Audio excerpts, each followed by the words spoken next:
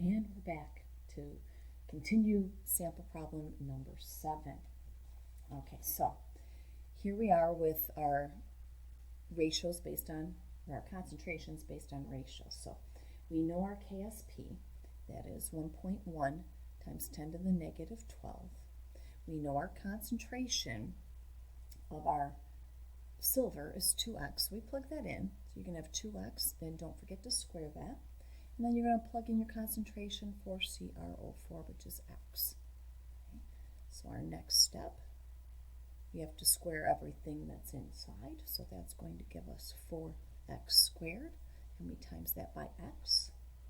So now we are at 1.1 times 10 to the negative 12 is equal to 4x cubed.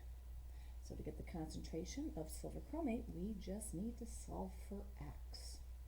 So next we're going to divide by 4, and that's going to give us, according to the book, 0.275 times 10 to the negative 12, which is a weird way to write it, and that's equal to x cubed. So again, to get rid of an x cubed, you have to do the cube root of that number. Okay, and you guys have your handy dandy calculators, scientific calculators, that will do that for you.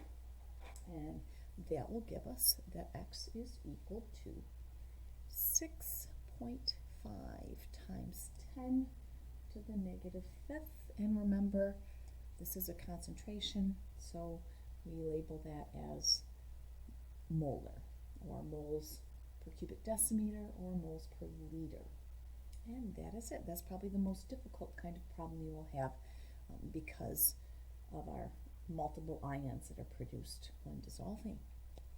Okay, from here, you should be able to do the problems, practice problems that are in the book on page, what is it, 537. Those are 24 and 25.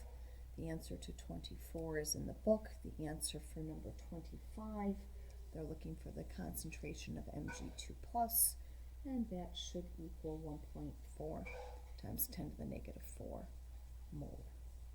You also have some practice problems in your packet that you can do. I will then send out a practice test on Friday. If you have any questions, let me know.